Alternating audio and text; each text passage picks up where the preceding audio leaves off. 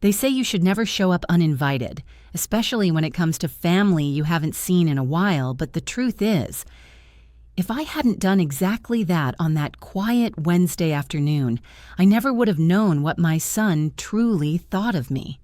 And maybe, just maybe, I could have gone on living in that sweet illusion, the one I held on to for years, believing I still had a place in his life, that I still mattered. But once I saw what I saw, once I heard what I heard, something in me shifted forever and there was no going back. My name is Evelyn Harper. I'm 68 years old, and until that day, I genuinely believed I had raised a good man, a kind man, the sort who held doors for strangers and called his mother on Sundays. But what I didn't realize, what I couldn't admit even to myself, is that people don't always grow into who you hoped they'd become. Sometimes they grow away from you entirely, and by the time you notice, you're standing outside a house you helped build, holding a pie no one asked for, staring through a window like a stranger in your own story. It had been almost 6 months since I last saw Joshua. He'd been busy. That's what he said. Always so busy with work and meetings and travel. I didn't want to be the kind of mother who guilt-tripped her son into visiting, so I gave him space, smiled through the loneliness, and filled the silence with little things. Tending my roses, organizing old photographs, baking too much for one person. That day, I had baked an apple cinnamon pie, the kind he loved when he was a boy. The crust turned out just right, golden and flaky with the sugar caramelized around the edges. And I remember thinking, why not bring it to him? Just drop it off, say hello, no pressure. A sweet surprise. It wasn't supposed to be anything more than that, just a kind gesture, a simple visit. But life has a funny way of revealing its cracks when you least expect it. The drive to his house was longer than I remembered, not just in miles, but in feeling. He lived out in one of those new developments north of town, where all the houses looked like polished versions of the same dream. Wide driveways, double garages, manicured lawns without a single weed in sight. It felt like the kind of place where everyone smiled the same way and kept their curtains drawn. His house was bigger than I imagined. Tall white columns out front, navy shutters, a perfect row of hedges along the path, like someone had measured them with a ruler. I hesitated before getting out of the car, pie still warm beside me on the passenger seat, wrapped in a clean dish towel and tied with a ribbon I'd found in my sewing drawer. My hands trembled just a little as I adjusted the bow. Not from nerves, I told myself, just from age. When I finally rang the bell, there was no answer right away. A few moments passed, and then the door opened just a crack, not wide, not welcoming. A woman I didn't recognize stood there in a pressed uniform, her expression blank as she asked if she could help me.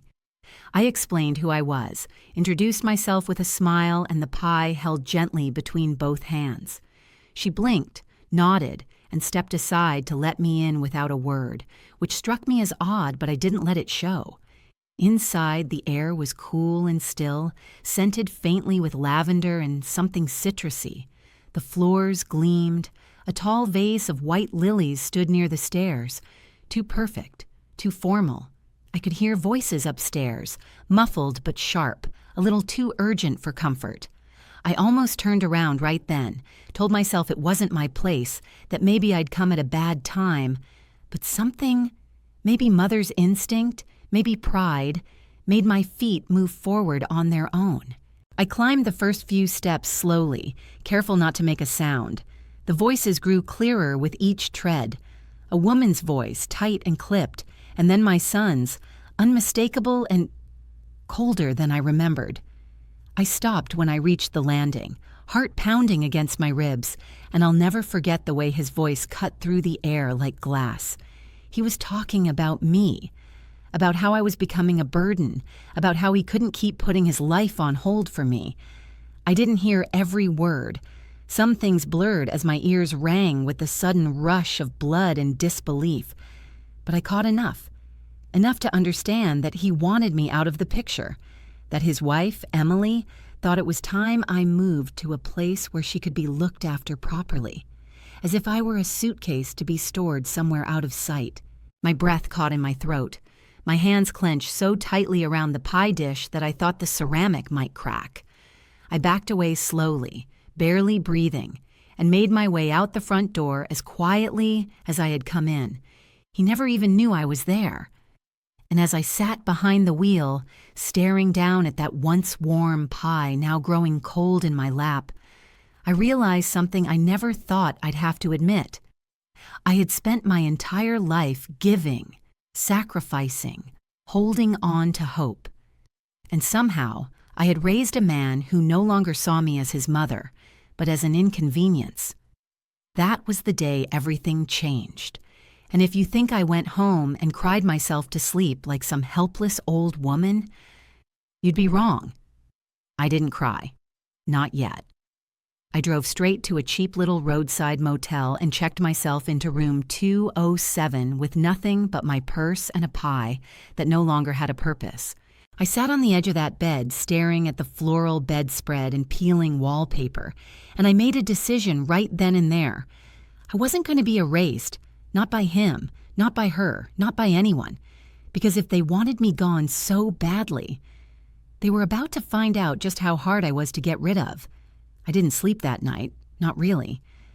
I laid on that stiff motel bed with the television turned down to a whisper, and the room filled with the faint hum of the air conditioner that never stopped rattling, watching shadows crawl across the ceiling as the memories played back in my mind like a film reel. I couldn't pause, each scene clearer than the last, every word he said echoing over and over until they no longer sounded like his voice at all. Just noise carved into me by someone I thought I knew.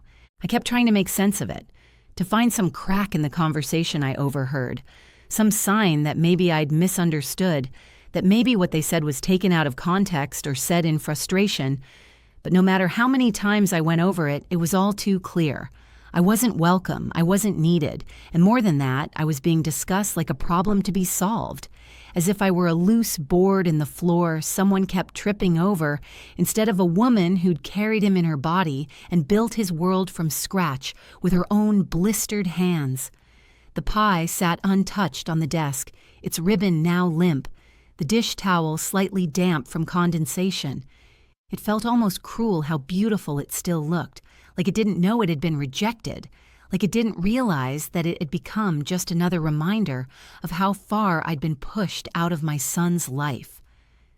I stared at it for hours, as if it might explain something to me, or maybe apologize for being so pointless now. When morning came, it didn't feel like morning. It felt like a continuation of the same endless hour that had started when I stepped onto that staircase in his perfect house. The light through the motel window was dim and cold, filtered through dusty curtains that smelled faintly of mildew and something sour, and I sat on the edge of the bed with my shoes still on, hands wrapped around a cheap styrofoam cup of bitter coffee from the lobby, feeling the weight of everything I'd lost settling deeper into my bones. Not just the betrayal, not just Joshua and Emily and whatever arrangement they had behind closed doors, but something bigger, something heavier, like a part of my identity had cracked and spilled into the carpet without warning. It's strange how fast you can go from being someone's whole world to being a background noise they're trying to mute. I remembered every little moment, every scraped knee I'd kissed, every bedtime story whispered in the dark, every time he'd fallen asleep on my chest with his breath soft against my collarbone, and I wondered how that boy had grown into a man who could talk about me like I was an old piece of furniture he no longer had room for.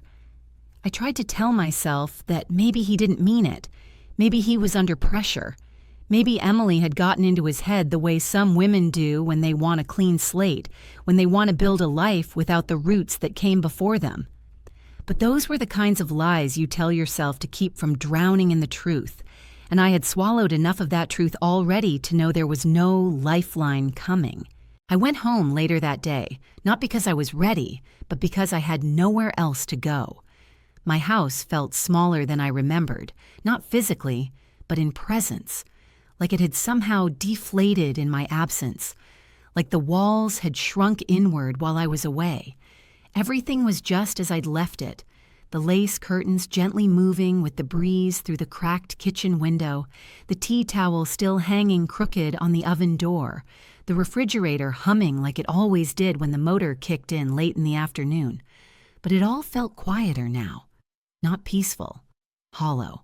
I sat at the table and looked around that little kitchen I'd once filled with so much life. Remembering birthday cakes baked from scratch, stacks of peanut butter sandwiches made for school lunches, the way Joshua used to perch on the counter while I stirred soup, his little feet dangling as he talked about dinosaurs or baseball or whatever nonsense kids carry in their heads. And it hit me that all of it was gone. Not just the moments, but the meaning. And for the first time in years, I didn't feel like a mother anymore. I felt like a woman who had lived someone else's life and been gently escorted off stage when the show was over. I didn't cry. I thought I might, but the tears stayed buried somewhere too deep to reach. What I felt was sharper than sorrow. It was a kind of emotional stillness that settles over you when something inside breaks, not with a loud crack, but like the quiet settling of old ice under weight. I made myself a cup of tea, hands shaking slightly as I poured the water, and sat down with a notebook. Not because I had anything specific to write, but because I needed somewhere to put the ache. I wrote his name. Just that. Joshua. Then I stared at it for what must have been an hour, as if seeing it in my own handwriting would help me recognize the person behind it again.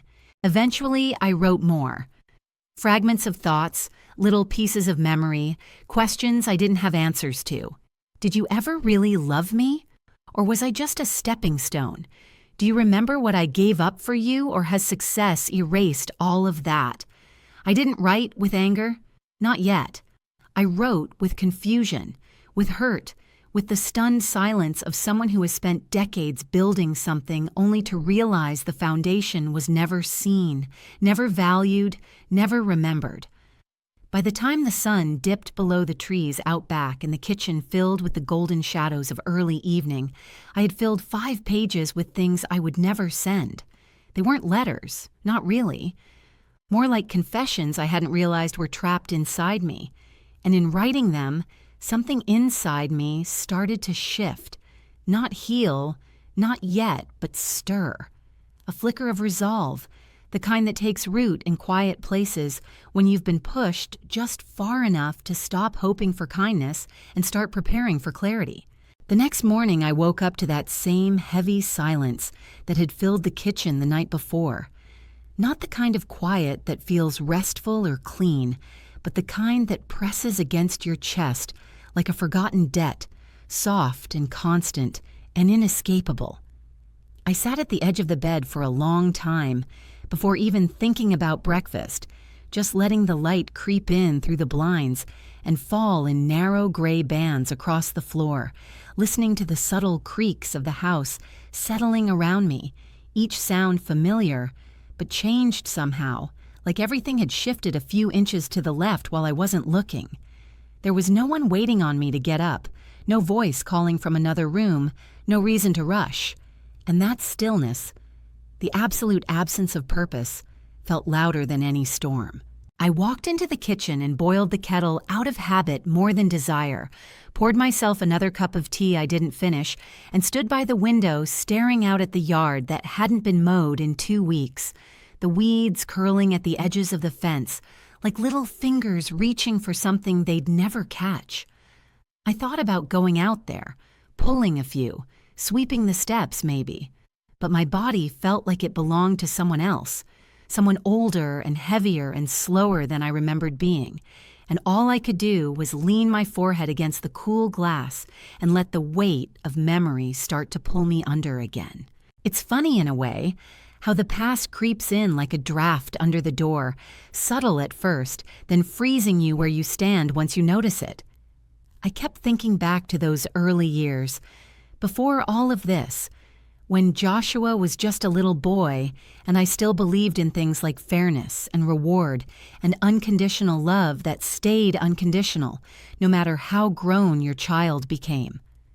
I remembered the hospital waiting room the night he was born, how empty it felt without Henry there, how I sat for hours with my hands folded tightly in my lap, trying to be brave because the nurse told me that babies could feel everything we felt, and I didn't want him to arrive into a world of fear. Henry had been gone just 2 months by then, taken so quickly it still didn't feel real, and I kept expecting him to walk through the door, smiling with that crooked grin and telling me it was going to be okay. But of course he never did, and so it was just me. Barely 25, newly widowed, carrying a life inside me and nothing but determination and grief to keep me standing upright. I raised Joshua with every ounce of strength I had, and when that ran out, I raised him on stubbornness and sacrifice. On late nights cleaning hospital floors, double shifts at the diner, sewing missing buttons back onto shirts we bought secondhand just so he'd have something decent to wear to school. There were nights I didn't eat so he could have extra protein on his plate. Winters I went without a coat so he could have one with a zipper that worked. I don't say that for pity. I say it because I truly believed that love, real love, meant giving until it hurt and then giving more. And I never once regretted it. Not then. Not even now. But somewhere along the line, I don't even know when, things began to shift. I used to think it started when he got his first big job offer, fresh out of college, his shoulders a little straighter, his voice a little more clipped on the phone, like he had learned how to speak a new language I didn't understand. But if I'm honest with myself, the signs were there long before that. Little things, quiet moments that I brushed aside because I didn't want to see what they were. The time he forgot my birthday 2 years in a row and told me it was because of work stress. The Christmas when he and Emily sent a gift card instead of visiting, even though they had the week off. The way he started calling me Mom in that polished, detached tone, no longer the warm, boyish mama he used as a child, but a word that sounded more like a label than a connection. I used to defend him to my friends when they asked why he never came to town, why I spent holidays alone, why he seemed so distant. I told them he was busy, successful, that his job demanded everything of him. And wasn't that what I'd always wanted? For him to build a life bigger than the one we'd had? For him to have choices and security and comfort? But deep down, I think I knew. I think a mother always knows, even if she doesn't want to admit it, that her child is slipping away, that the tether is fraying, that she's becoming a background figure in a story that used to belong to her. And still, I kept loving him, kept baking pies, kept leaving the porch light on just in case he ever decided to come home late. I told myself that love was patient, and love was kind, and love meant never giving up. But now, in the quiet of this house where his laughter hasn't echoed in years, I wonder if I confused love with loyalty, if maybe I stayed loyal to a version of him that stopped existing a long time ago, and I just didn't want to let go. I didn't know what to do with all that remembering. I didn't know how to carry it without falling apart. So I did what I always did when the world felt too big and my heart too small. I cleaned. I pulled the curtains down and washed them. I scrubbed the baseboards. I emptied the pantry and wiped every shelf with lemon oil. I didn't stop until my arms ached and my fingers were raw from the rag. And still, the house didn't feel any lighter. The silence was still there, coiled in the corners, waiting. And somewhere between bleaching the sink and folding the laundry I hadn't touched in days, I realized something I hadn't wanted to say out loud, even in my mind. That I wasn't just grieving the man my son had become. I was grieving the boy I had loved, and maybe, without even knowing it, I had already lost him years ago. Because here's the thing about women like me. We don't just disappear. We watch, we wait, and when the time comes, we remember everything. It had been nearly a week since that awful day in the motel, and the truth was, I hadn't really spoken to anyone. Not the neighbors, not the pastor's wife who usually called to check in on me every few days. Not even Marjorie from next door who often brought over zucchini bread when her garden had too much. And it wasn't because I was avoiding people, not exactly, but more because I didn't know how to speak without letting everything spill out at once. And I wasn't sure I could bear the weight of hearing my own story said out loud. Not yet. Not while it still felt too raw to touch.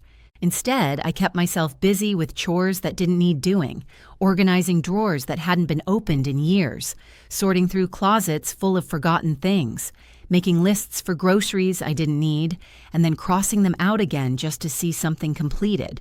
And through it all, I kept glancing at the phone, hoping for a message from Joshua, even a cold one. Something to tell me he knew I'd been there, that he'd seen the pie, that I still existed in the orbit of his life, even if only as a flicker on the edge of his awareness. But the phone never rang, and the silence grew heavier by the hour, until finally, one morning, I did something I hadn't done in months. I got in the car and drove to town, not because I had a plan or a destination, but because I couldn't bear the sight of my own front door another second. I needed noise, people, the smell of gasoline and pavement and old air freshener on the dashboard. I needed to move, to breathe in something that wasn't mine. I ended up at the grocery store, and not the big chain on the highway, but the small family-owned one near the post office, where people still smiled when they handed you change, and the bread came in paper bags. I wandered the aisles like someone searching for something she didn't remember losing, my cart half full of nonsense.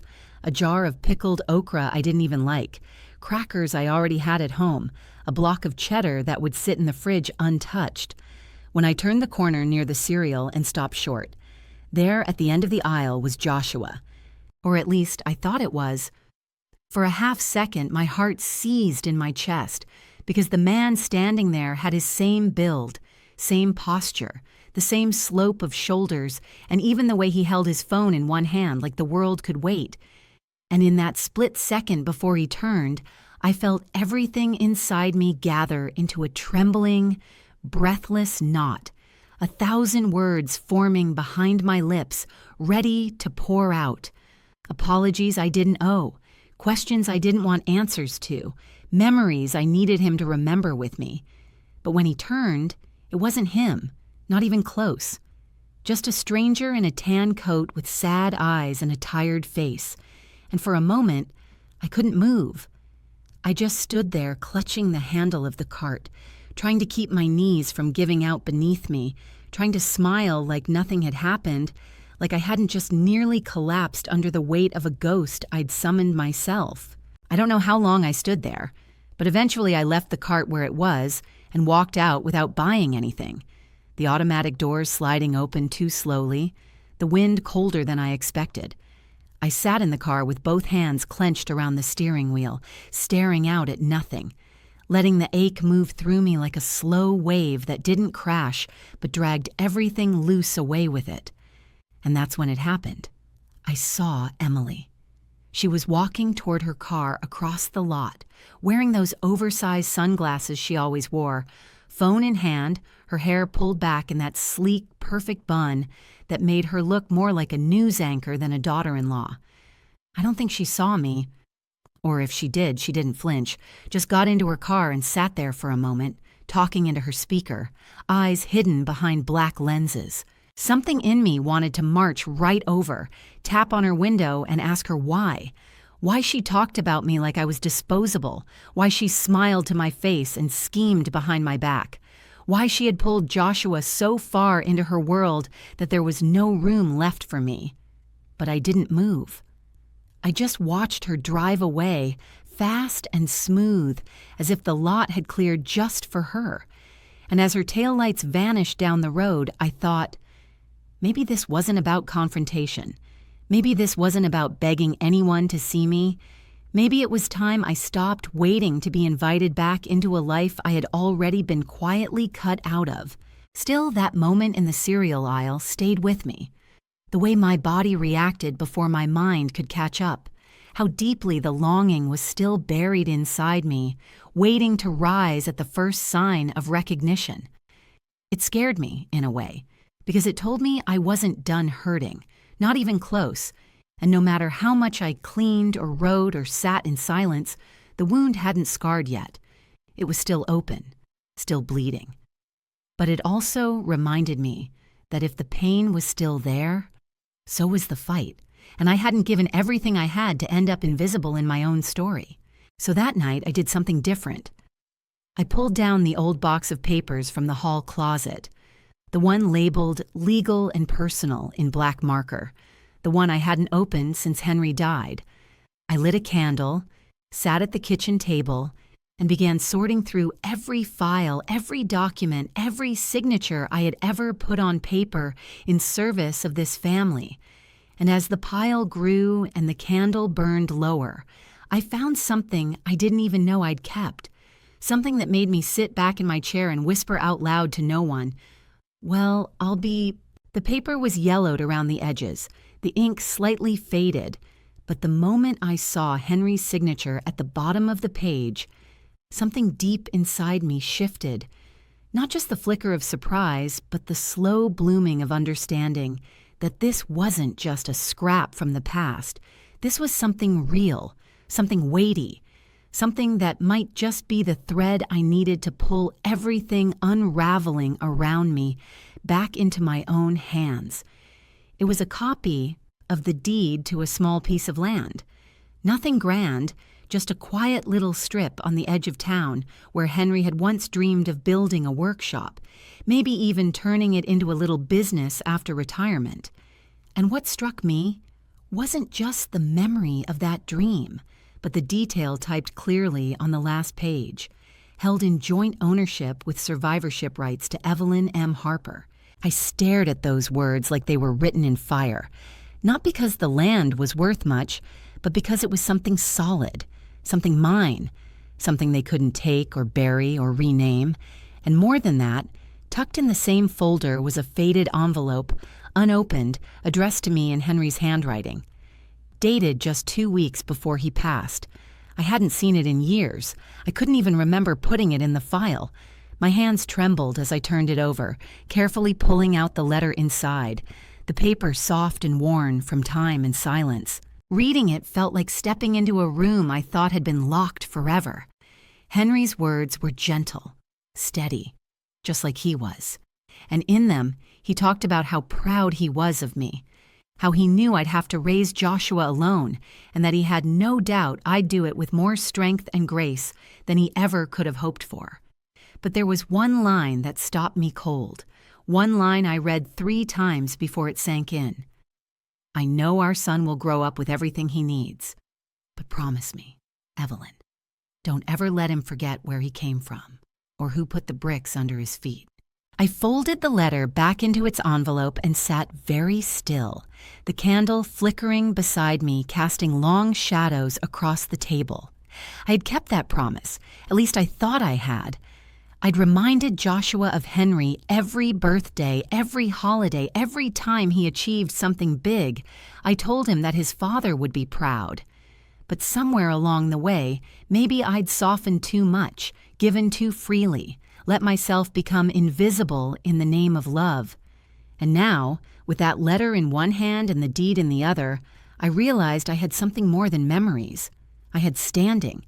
The next morning, I called the county records office, just to check, just to see if the land was still listed, still active, still worth anything. The woman on the phone was kind but brisk, and after typing for what felt like a small eternity, she confirmed that yes, the property was still legally active and fully in my name. Taxes had been paid automatically through escrow all these years, a detail Henry must have arranged long ago, and the title hadn't been transferred or contested. I hung up the phone in a fog of quiet disbelief, holding the receiver in my lap like it might ring again with someone telling me they'd made a mistake. But no one did. Later that day, I drove out there, to the edge of that little forgotten road past the train tracks and the old mill, where the trees grew thick and the ground sloped gently toward a shallow creek. The land wasn't much to look at. Overgrown, quiet, wild in that way that only unattended places can be. But it was mine. And as I stepped out of the car, letting my feet sink into the soft soil, I felt something rise up in me I hadn't felt in years. Not anger, not sorrow, but purpose. I stood there a long time, letting the breeze move through my sweater, listening to the sound of the creek running low from summer heat, and I thought about what it meant to still have something that hadn't been taken, something they didn't know I held, and then I thought about how Emily always spoke in that clipped, careful way, how she had asked me once, offhandedly but a little too interested, whether Henry had left any investments in my name, any accounts she might help me manage, and how I had brushed it off, too flustered to think anything of it. Now I knew better. Now I understood. And while I didn't yet know exactly what this piece of land would mean, or how it might fit into the bigger picture of what I was starting to see, I knew one thing with absolute certainty. I had leverage now. I had roots. I had something to build on. And if they had quietly written me out of the story they were telling together, well then, it was time I wrote myself back in. Not as the sweet, forgettable old woman with a pie, but as someone who still had a voice and a name and a history that could not be erased. After I came back from the land, still breathing in that clean, quiet air of something I had nearly forgotten belonged to me, I didn't go home right away. I parked the car in front of the post office and just sat there, watching people drift in and out with small-town slowness, balancing padded envelopes and grocery lists and little burdens you can only carry when you think no one's looking. I thought about all the years I'd spent waiting for someone to fix things for me, to make sense of loss, to call me up and say, "It's all right now, Evelyn. Come back home." But what I finally understood sitting there on that uneven asphalt was that no one was coming. No one had ever been coming. And if I wanted answers, I would have to be the one to reach back into the past and knock on a door I hadn't touched in decades. So I pulled out the old address book, the one I hadn't opened in over 20 years. The cover cracked, the pages soft and yellow from time and kitchen air, and too many hands flipping back and forth. I found the name I was looking for. Scribbled in Henry's writing, tucked between a dentist and a lawn service we'd long forgotten. Wendell Cartwright, attorney at law. I remembered him vaguely from the days after Henry passed, when everything was a blur of signatures and condolences and casseroles wrapped in foil. Wendell had been kind, quiet, with the kind of voice that never rose above necessity, the kind of man who folded his hands even when standing. He was older than Henry, so I wasn't sure if he was even alive, much less still practicing. But the number was there, and I figured I had nothing to lose by trying. When I called, I expected the line to be disconnected, or someone to say he'd retired. But instead, a woman answered. Calm, clear, and just formal enough. And when I asked for Wendell, she paused a beat, then said he didn't take new clients anymore. But if I was an existing file, she could check. I gave her my name. Another pause, then she asked me to hold. The wait wasn't long, but it felt like something was building in the space between the music and the silence. When she came back, her voice was different. Not startled, but a touch more careful. "He remembers you, Mrs. Harper," she said. "Would you be willing to come in tomorrow morning?" That night I barely slept. Not out of fear, but anticipation. The kind of restlessness that only comes when something dormant begins to wake up again. I sat at the kitchen table until well past midnight, going through every folder I had, making copies of documents, highlighting names, dates, small details I thought might matter, even if I didn't yet understand how. It wasn't about revenge. Not then, not quite. It was about clarity, about finally seeing the full picture of my own life, one corner at a time, until I understood how I'd come to be so far outside the frame. Wendell's office was in a converted brick house just off the courthouse square, the kind of place that still had paper calendars pinned to the walls and a bowl of peppermints by the door. He looked older, slower, his hair thinner, his skin more delicate than I remembered, but his eyes were sharp, the way they had always been, and when he saw me, he didn't smile. He stood and reached for my hand like I was someone who had once mattered, and maybe still did. We sat down, and for a few minutes, we exchanged the kind of words people say when they haven't seen each other in decades. "How's your health? The house still standing? Can you believe how the town's changed?" But eventually, the air shifted, and I pulled out the deed, the letter, and the packet I'd brought from home. He studied them quietly, nodding as he read, his brow creasing only slightly when he reached the end of the letter. Then he said something that made the hair on my arms rise. "I remember this land. I remember Henry asking me to make sure it stayed separate. Not because he didn't trust you, but because he wanted something to be yours, no matter what happened down the line." And then, with a slow breath, he added, "But that wasn't the only thing he arranged." He stood, walked to a file cabinet near the window, and pulled out a thin blue folder. Not dusty, not forgotten, but clearly handled with care over the years. My name was on the front, in Henry's handwriting again. Wendell placed it gently in front of me and opened it. Inside were copies of an old insurance policy, a trust agreement, and an amendment to Henry's original will. Documents I had never seen, all dated within 3 weeks of his diagnosis. One line in particular made my pulse throb in my ears. "In the event of my passing, I request that my wife, Evelyn M. Harper, retain full discretion over the sale or use of any property or investments registered jointly or in my name, including but not limited to future stock assets and business holdings initiated posthumously in my son's name." I blinked. "Posthumously in my son's name?" I asked. Wendell looked at me with that old, steady gaze.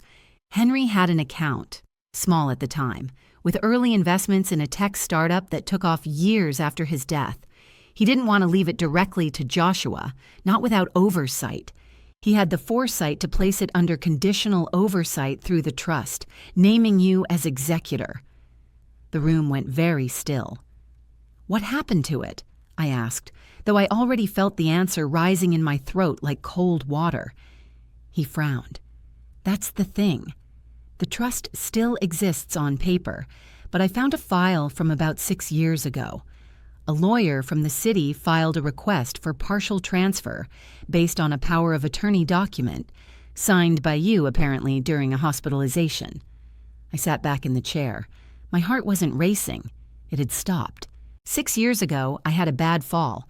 I'd been in the hospital for a week with a concussion, barely awake, barely able to speak. I remember being asked to sign a few papers, but I couldn't tell you what they were. I trusted Joshua. He handled the paperwork. I never questioned it, until now.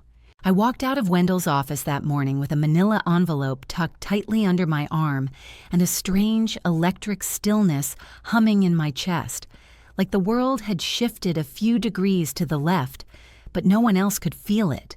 Like something enormous had cracked open beneath my feet, and I was the only one who heard the sound. The air outside was heavy with early summer heat, thick and unmoving, but I barely felt it. All I could hear were his words, echoing over and over in my mind like a drumbeat, signed under power of attorney during a hospitalization. And just like that, every kindness, every quiet act of supposed concern from my son, every visit to check on me, every gentle suggestion to rest, to let him handle the details, it all turned sharp, turned sour, and I realized that what I'd once taken for care might have been cover for something much colder, something deliberate and calculating. I drove home in silence, not turning on the radio, not stopping for gas, just gripping the wheel with fingers that wouldn't stop shaking, not from fear, but from clarity. The kind that doesn't just open your eyes, it forces them. By the time I reached the driveway, the sun was high and the garden looked too bright, too cheerful, like it didn't know anything had changed. I went inside and laid everything out on the kitchen table. The trust documents, the deed, the old letter from Henry, every piece of paper that now formed the puzzle of a life I thought I understood, but clearly never did. I sat for hours rereading, making notes, drawing lines between dates and names and signatures, trying to piece together a timeline of what had really happened, how long ago they had started cutting me out, how deeply Emily had woven herself into the center of it all, and whether Joshua had ever hesitated. And the more I read, the less I recognized my own son in the lines on the page. He had become someone else, someone with polish and posture, and the kind of ambition that didn't leave room for origin stories. Somewhere along the line, I had stopped being his mother and become a liability, a name to be managed, a complication in the life he'd built from bricks I had laid. But here's the thing. No one tells you about betrayal. Once the fog lifts, once the grief burns clean through your ribs and leaves only bone, what's left behind isn't weakness. It's resolve. And that's what I felt now. Not sadness, not shock, just purpose. I didn't know where to start, not really. The law was foreign territory to me, and my hands were more used to kneading dough than flipping through legal codes. But I had something stronger than knowledge. I had truth, and I had time, and I had nothing left to lose. So I started simple. I wrote a letter, not to Joshua, not to Emily, but to the firm that had handled the transfer, requesting copies of all documents signed under my name 6 years ago. I kept my tone polite, but firm. I signed it with my full legal name and mailed it certified. Then I waited. 3 days passed. The garden dried out. I forgot to eat. The pie I'd baked out of habit sat untouched on the counter. I didn't answer the phone, didn't open the front curtains, didn't sleep more than a few hours at a time. But on the 4th morning, I heard the sound of a car pulling up the gravel driveway. Not fast, not urgent, but familiar, in a way that made something in my chest loosen before I even saw who it was. I opened the door, and there, standing under the shade of the porch like no time had passed at all, was June Whitaker, Henry's cousin, the one who'd lived 2 towns over for decades, the one who used to braid my hair after dinner when we still shared Sunday meals, the one who'd disappeared from family holidays after a falling out I never understood.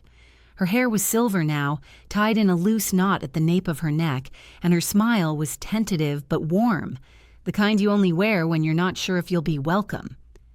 "I was in town," she said, her voice rougher than I remembered, "and I heard through someone who heard through someone that you might need company." She held out a small paper bag with bakery script on the front. Apple turnovers, still warm. I let her in without a word. We sat at the table, the document still spread out between us, and I watched her eyes move over the names and dates, her expression slowly shifting from curiosity to something sharper. Not surprise, but recognition. And when she finally looked at me, she said something that changed everything. "Evelyn," she said slowly, folding her hands like she always did when she was about to say something heavy. "You're not the first woman I've known who's had her life stolen out from under her by people she thought loved her. But you may be the first one I've seen who still has the tools to take it all back." June didn't waste time with small talk once we sat down again. She had always been the kind of woman who carried her emotions quietly, but her convictions boldly. And as soon as her eyes moved across the trust document for the second time, she reached into her handbag, pulled out a battered leather notebook, and began scribbling notes like she was mapping the perimeter of a storm, the kind you could feel building just beyond the horizon, but hadn't quite reached your doorstep yet. She had once worked in an administrative role for a legal office, years before she married and moved out of state, and though she never finished law school, she knew enough to recognize when signatures didn't match, when filings were backdated, when someone had cut corners that left edges sharp enough to bleed. We spent hours at that table, side by side, the house wrapped in that quiet hum of summer heat and ceiling fans, and the occasional cry of a mockingbird outside the window, marking inconsistencies, cross-referencing dates, drawing timelines that showed clearly how the power of attorney form used to access Henry's trust funds had been filed the very week I'd been unconscious in a hospital bed with no visitors signed in except for one name, Joshua M. Harper. It didn't feel like a gut punch anymore. It felt like cold stone in my hands, something I could throw, something I could place, something that proved the hollow ache inside me wasn't just grief or imagination, but truth. Still, truth wasn't enough on its own. We needed proof, and for that, we needed someone who could do more than notice. We needed someone who could confirm, legally and on paper, that the signature wasn't mine. That's when June mentioned Walter Briggs, a retired forensic document examiner who had once worked federal cases before moving to a quiet county north of us, where he now raised chickens and repaired old watches for fun. She had met him years ago at a legal conference and said he owed her a favor. Something about helping his sister with a case no one else would take. I wasn't sure what kind of favor lasted 15 years, but June was the kind of woman you didn't turn down. And 2 phone calls later, she had arranged for us to drive up the next morning with copies of the forms and samples of my handwriting. That night, I didn't sleep much. Not because I was afraid, but because I couldn't stop thinking about how long I'd been silent. How many years I'd spent believing silence was the same thing as grace. How often I'd swallow discomfort to keep the peace. How deeply I had convinced myself that being a good mother meant accepting less than I deserved. I sat in the dim kitchen with the light off, watching the candle flicker on the stove, and I wrote another letter. Not to be sent just for me. This time, not to Joshua, but to myself. I wrote everything I had wanted to scream into his face that day on the staircase, but hadn't. Everything I had carried in my lungs like wet stones. Everything I now knew I would never get to say without it sounding like revenge instead of truth. And when I was finished, I folded it up, placed it inside a clean envelope, and tucked it under the old cookie jar Henry had carved with his initials the first year we were married. Not because I needed to hide it, but because I wanted to anchor it to something that still felt real. The next morning, June picked me up just after 8, and we drove in a comfortable silence broken only by the hum of tires on cracked asphalt and the occasional note of an old country song leaking from the radio. When we reached Walter's home, a wide, shaded property with a tin-roofed porch and a wind chime shaped like an owl, he greeted us with a kind of curious warmth that comes from people who've seen too much to be surprised by anything anymore. He didn't ask for details. He just took the envelope we handed him, nodded once, and said he'd need about 48 hours. We drove back quietly, the sky starting to darken with afternoon clouds that hadn't quite made up their minds about rain.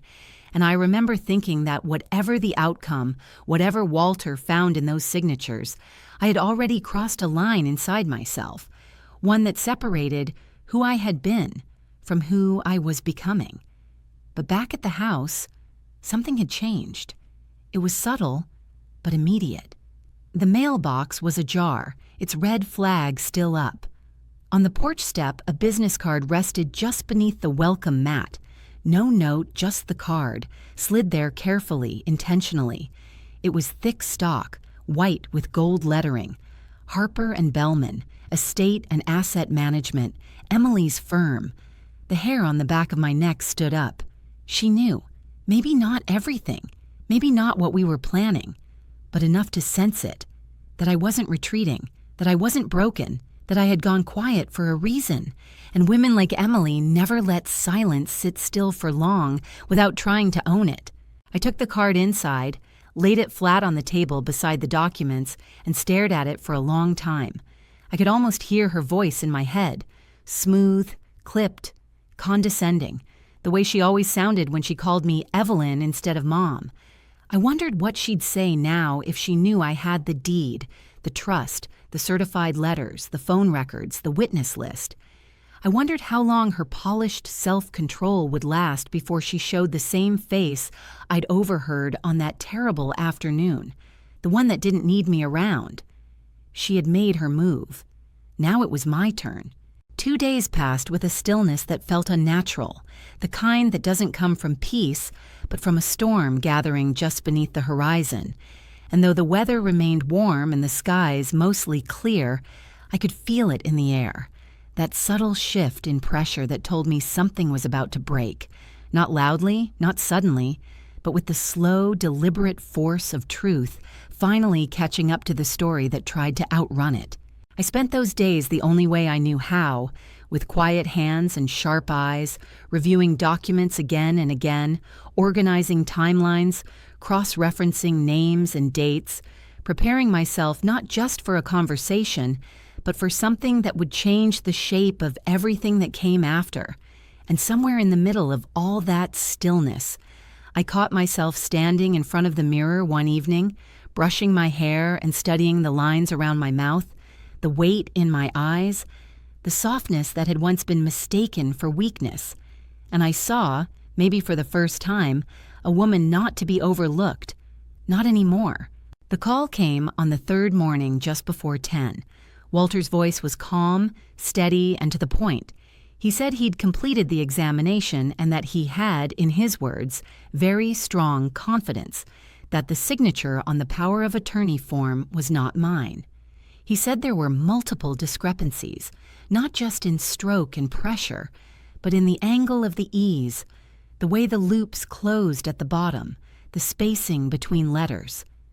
Details most people wouldn't notice, but that were clear as day to someone who had spent a lifetime examining the way truth and fraud appear in ink.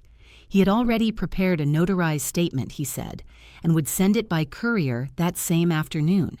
I thanked him, hung up the phone, and sat down slowly at the kitchen table, my hands resting flat against the wood, as if bracing myself against a wave I could no longer pretend wasn't coming. It was proof, real, official, indisputable. And once I had it in my hands, the next steps would no longer be theoretical. They would be action, consequence, exposure, and maybe, just maybe, the beginning of reclaiming not just what had been taken, but who I had been, before I allowed their version of the story to overwrite mine. But before I could even finish that thought, there was a soft knock at the door. Not sharp or urgent, but hesitant, the kind of knock someone gives when they're not sure they'll be welcome. I rose slowly, heart already tightening, and when I opened the door, I was not at all prepared for who stood on the other side. It was Callie, Joshua's former assistant. I hadn't seen her in years, not since she left to take a job in another state, and even then we'd only exchanged a handful of words at family events, always in passing, always polite. Now she looked older, thinner, with her hair pulled back in a loose braid and dark circles under her eyes that told me she hadn't been sleeping well. She smiled nervously, clutching her purse with both hands, and asked if she could come in for just a minute. She said she didn't know who else to talk to, that she might be crossing a line, but she couldn't ignore it anymore. We sat in the living room, and as I poured her a glass of water, she took a slow breath and said something I hadn't expected to hear. She'd been there 6 years ago, the week I was hospitalized, and she remembered Emily asking her to deliver some paperwork to the hospital late one evening. She hadn't thought much of it at the time. Emily was always managing Joshua's schedule, handling legal things, always efficient, always in control. But something had struck her as odd that day. The way the nurse at the front desk hesitated, the way Emily insisted she wait outside the room while Joshua explained things to me. She said she hadn't wanted to ask questions back then. She was just an employee, trying to keep her job. But when she heard through a mutual friend that I had been asking about those old documents, something about it started gnawing at her.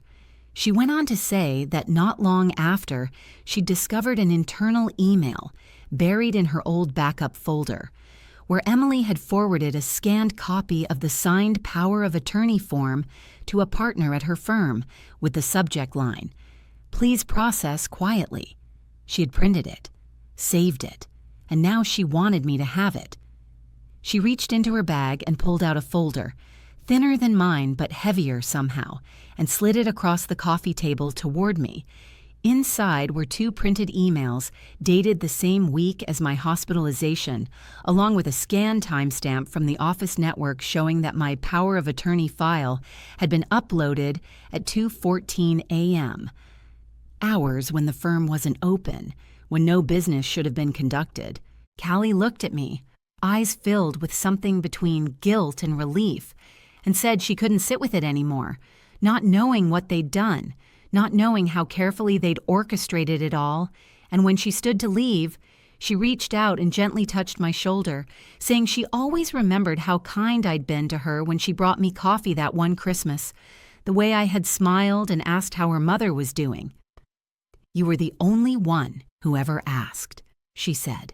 And then she walked out the door and disappeared down the steps like a shadow slipping into sunlight.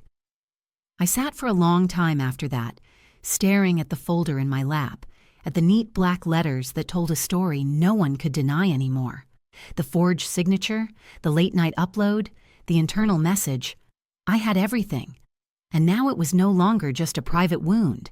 It was evidence, the kind you take to court, the kind that changes everything.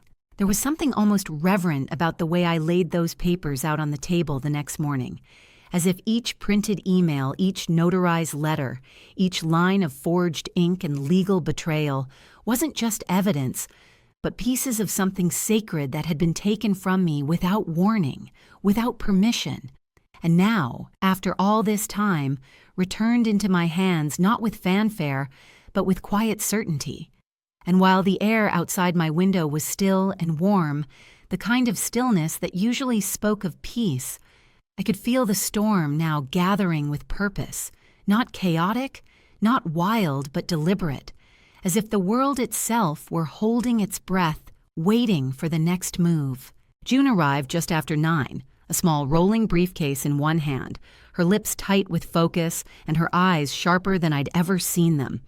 She said she'd made a call that morning to someone she used to work with, a retired paralegal who now volunteered with a local legal aid foundation, and through that conversation she'd secured us a meeting with Daniel Rourke, a litigation advisor known for his refusal to back down when the law had been used to strip vulnerable people of their dignity. We drove downtown together, the windows rolled up against the rising heat, and for a while neither of us spoke, both of us lost in our own thoughts. Hers probably logistical, mine more emotional, because I couldn't stop thinking about how long I'd accepted silence as the only option, how many times I'd told myself that motherhood meant letting go, even when the letting went too far. Rourke's office was in a modest building near the courthouse. No gold lettering, no polished receptionist, just a chipped nameplate on the door and a waiting room with mismatched chairs and the smell of strong coffee. But when we sat down across from him and handed over the folder, his demeanor shifted, the kind of shift that only comes when someone sees not just a case, but a clear line between right and wrong. He didn't rush. He read carefully. And when he finally looked up, his eyes were calm, but lit with something that made my spine straighten. "If even half of this holds under review," he said, "they've got more than a problem. They've got a pending criminal investigation." Those words stayed with me all the way home, and even though I tried not to let hope rise too quickly, even though I reminded myself that justice is slow and messy, and often delayed for people who don't shout, I couldn't stop my hands from trembling just a little when I folded the final copy of the complaint and slid it into the envelope we would file that coming Monday. But that weekend, something unexpected happened. Something that reminded me exactly what kind of woman Emily Harper really was. Sunday afternoon, I stepped out onto the porch to water the petunias and found an envelope tucked beneath my doormat. No stamp, no return address, just my name in looping black ink. Inside was a short letter, no more than a few lines written on firm stationery with the Harper & Bellman logo faintly embossed at the top. "We are aware of your actions. Should you proceed with legal retaliation, be advised that any attempt to publicly defame our firm or its partners will result in counter-litigation for defamation, slander, and emotional distress. Consider this your final courtesy." My blood ran cold. Not because of the threat. That was empty and theatrical. But because it meant Emily knew exactly how close we were. She wasn't hiding anymore. She was bluffing. And bluffing meant panic. I showed the letter to June, and she didn't even blink. "Good," she said. "Let her put it in writing. Every word is another nail in her own case." But even with her calm resolve beside me, I couldn't shake the feeling that this wasn't over, that Emily wouldn't just wait and watch us take her down, not without trying one last move, one desperate, irreversible strike meant to scare me back into silence. And I was right, because just before midnight, my phone lit up with a call from an unknown number. And when I answered, it was Joshua's voice, brittle, sharp, unfamiliar, laced with panic and something else. Fear. He said there had been a fire at his firm's storage facility downtown, that critical documents had been damaged, and that a police report had been filed. But there was talk, whispers, that it might not have been accidental. And then he said something I hadn't expected to hear. He said, "Mom, please, I didn't know what she was doing. I swear I didn't know."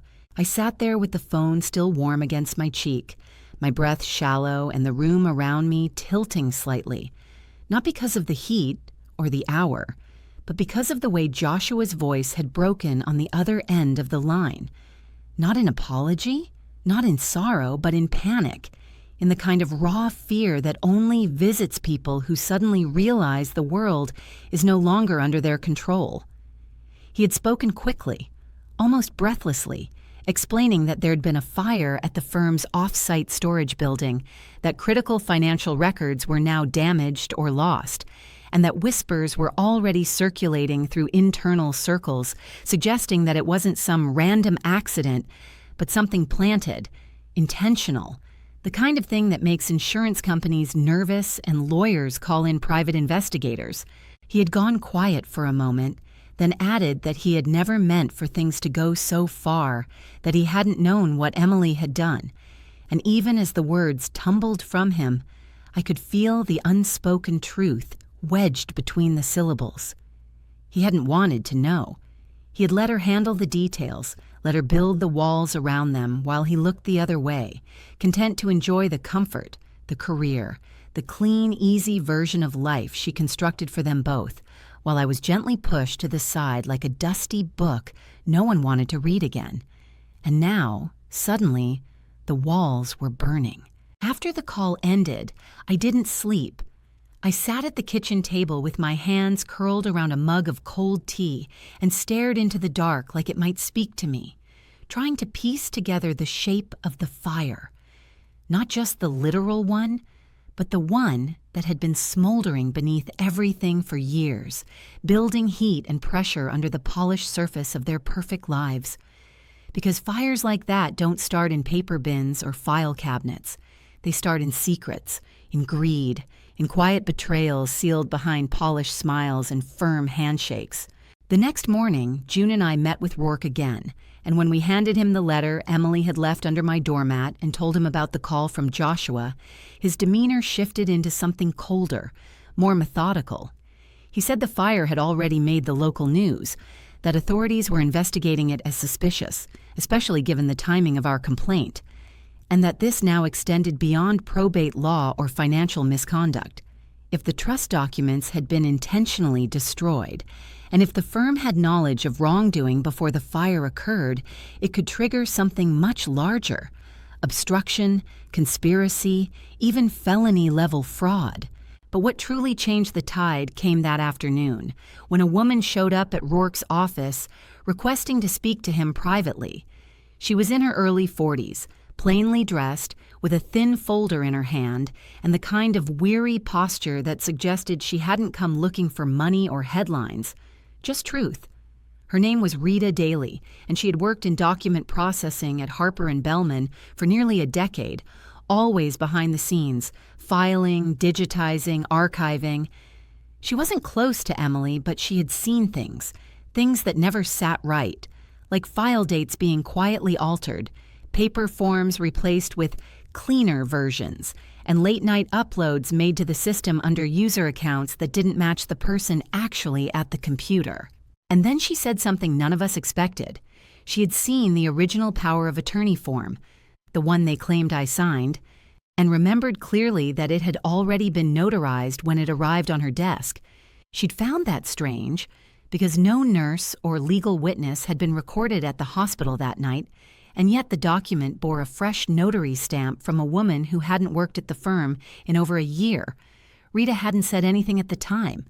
She was afraid, but now, after the fire, and after hearing rumors that someone was trying to silence the complaint through intimidation, she wanted her story documented. She handed Rourke a sworn affidavit she had prepared on her own, complete with photocopies of her email logs and a screenshot of the digital document trail. We left the office in silence that day, not because we were defeated, but because we finally understood the full depth of what had happened. That it wasn't just about one forged signature or one lost inheritance, but a pattern of deliberate manipulation, orchestrated and sustained, with the full knowledge that I would likely never question it, never fight it, never gather the strength to dig through the past. But they were wrong. By the end of the week, Rourke had submitted the complaint, along with all supporting evidence, to the district attorney's office. An official inquiry was opened. Emily's name appeared in the first subpoena. Joshua was listed as a secondary party, and the trust was frozen pending investigation. And for the first time in years, I breathed. Not freely, not yet, but with a kind of weight lifted from my chest that I hadn't even known I was carrying. But as I stood in the garden that evening, hands in the soil, wind in my hair, I had no idea that one final twist still waited ahead. Something neither I nor June, nor even Emily herself saw coming. Because someone else, someone entirely unexpected, had been watching from the shadows, and they were about to step into the light. I had almost convinced myself that the worst was behind me, that now, with the complaint filed, the witnesses confirmed, the forged documents exposed, and the fire under investigation, I had finally crossed into the part of the story where things begin to settle. The chapter where the truth speaks louder than fear, where justice catches up with the people who ran too far for too long. But as I stood on my front porch, that warm Thursday afternoon, my hands wrapped around a cup of fresh tea and the air thick with late summer pollen and distant thunder, I noticed a car I didn't recognize parked at the edge of my driveway. Old, faded, with a dented bumper and a license plate half obscured by dried mud. And when the door opened, a tall man in his 70s stepped out slowly, his shoulders sloped from age but his movements deliberate, almost cautious, like someone who hadn't walked toward me in a long time, but had never stopped thinking about it. I didn't recognize him at first. It had been too many years. But as he approached, and I caught the way his eyes settled on mine, calm, steady, unreadable, something deep in my chest stirred. It was Elliot Corman, Henry's closest friend from college, the man who had once been the best man at our wedding and then suddenly a ghost. He had disappeared from our lives after Henry's funeral. No explanation, no letters, no calls. And now here he was standing in front of me with an envelope in one hand and something heavier in the other. Not an object, but a silence that had lasted far too long. I invited him in. He looked around the kitchen like someone entering a memory that had changed without him, then sat down across from me, carefully placing the envelope on the table like it was something alive. And when he began to speak, it wasn't with apology or nostalgia. It was with the quiet urgency of a man who had carried a secret for decades and finally decided he no longer wanted to die with it. Elliot explained that years ago, during the final months of Henry's life, they had worked together on a backup trust, a hidden clause Henry insisted on drafting after a disturbing conversation with Joshua, one where their son had made subtle but unmistakable comments about getting control early and making things more efficient after his father passed. Henry had never told me the details, perhaps because he didn't want to worry me, or perhaps because he hoped he'd misunderstood. But either way, he had asked Elliot to prepare a safety measure, a sealed letter of intent, a full financial summary, and a legal provision naming a third-party oversight in the event of any unauthorized transfers or document alterations tied to Joshua's name. And then Elliot opened the envelope and slid the contents toward me. Not copies, not summaries, but the original notarized package, untouched, signed in Henry's handwriting and time-stamped 3 days before his last hospitalization. The trust clause was clear, specific, and chillingly prophetic. If, at any time, Joshua Harper attempted to alter, redirect, or dissolve assets assigned under Henry's estate without explicit consent from Evelyn Harper, or without meeting outlined ethical criteria, the entirety of his access would be revoked, and control would pass directly to a neutral administrator named in the sealed file. That name was June Whittaker. I sat back in my chair, lightheaded but anchored by something much stronger than shock. The realization that Henry had seen this coming. He hadn't said anything, hadn't left it in my hands to carry or protect, but he had built a wall behind me when I didn't even know I needed one, and that wall had held quietly, patiently, until now. But the story wasn't done, because just as we were preparing to deliver the final documents to the DA's office, ready to seal the case, to solidify the criminal complaint and shut the door on this chapter of my life, Emily made her final move. A letter arrived by courier, not formal, personal, written on thick linen paper with her initials embossed in the corner. She wasn't apologizing, she was negotiating. She offered to return all assets quietly, to dissolve the trust without protest, to step down from the firm and vanish from public life if I agreed not to press criminal charges and withdrew my official complaint. For a moment, just a moment, I understood the temptation. Not because I wanted her offer, but because it would mean peace.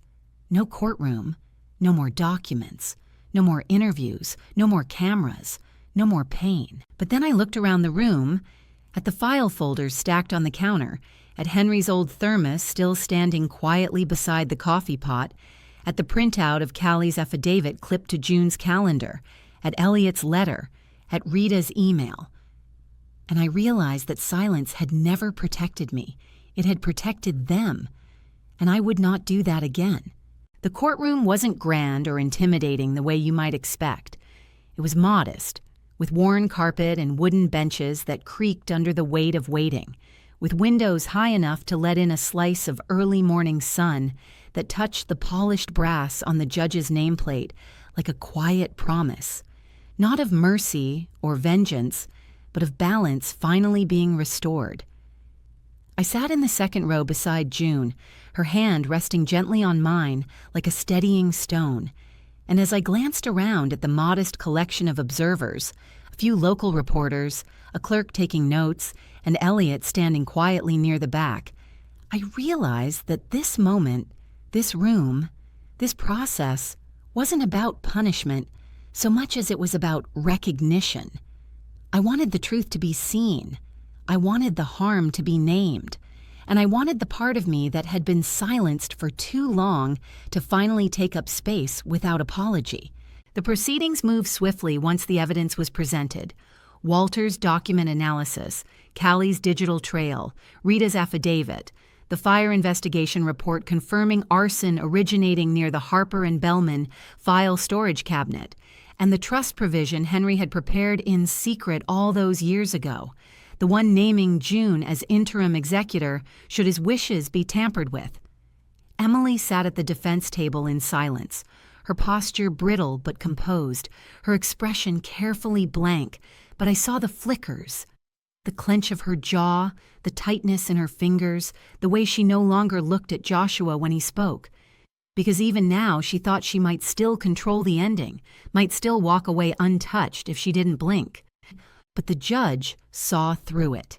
He read everything, asked the questions that needed asking, and when the gavel came down with that soft, decisive finality, the ruling was clear. The trust would be fully restored under third-party supervision, all transferred assets returned immediately, and formal charges filed against Emily for document forgery, obstruction, and destruction of evidence. Joshua, though not criminally liable due to lack of direct action, was stripped of all financial involvement in the trust and required to issue a formal written admission of his negligence and breach of fiduciary duty. He turned to me once, as the court cleared, just a brief glance, eyes dull, shoulders sunken, and I felt nothing, not spite, not triumph, just distance. He was a man I had once loved more than anything, and now he was a figure from another life. Afterward, the air outside tasted different. Not lighter, not sweeter, but cleaner somehow, as if something stale had finally lifted. June and I stood in the parking lot for a long time, not speaking, just watching the people come and go, her hand still warm against my shoulder. I thought of Henry then, not as the man who had died too soon, but as someone whose love had followed me quietly all the way through, protecting me even when I didn't know I needed it. Weeks passed. The noise faded. Reporters stopped calling. Emily resigned from the firm, her name scrubbed from the office door like chalk in the rain. Joshua moved out of state, I heard, but I didn't follow the details. I didn't want to. Some chapters don't need to be reread. Some stories don't deserve retelling. And as for me, I didn't go back to who I had been before. I didn't retreat into my garden or close the curtains for good. I began walking more, reading, traveling small distances. I taught a pie baking class at the local community center and let myself laugh when the crusts fell apart. I joined a small book club at the library and met women whose stories cracked me open in new ways. And I started saying yes to things I once thought were behind me. One afternoon in early fall, I found myself sitting on the back steps of the house, tea in one hand, a letter in the other. This one from Elliot. He had written to say he'd be passing through again, that he'd like to stop by. And when he did, we sat on that porch for hours, not talking about what had been lost, but about what still could be found. I looked at him then, the way one looks at a photograph long buried in a drawer, and I saw not just the past, but something else, something waiting patiently for a door to open. I don't know what love looks like at this age, not the kind you see in movies or read in books, but I do know what it feels like to sit beside someone who remembers you before you were broken and still wants to know who you've become. And maybe, just maybe, that's more than enough. So if you've made it this far with me, I want to ask you something. Have you ever loved someone so fiercely that you let them erase you piece by piece, until one day you realized you were no longer in the room? Have you ever stood back up when no one was watching just to remind yourself that you still had a voice? Because I did. And if I can, maybe you can too. Tell me in the comments what you would have done in my place and what you're still holding on to. I'm listening.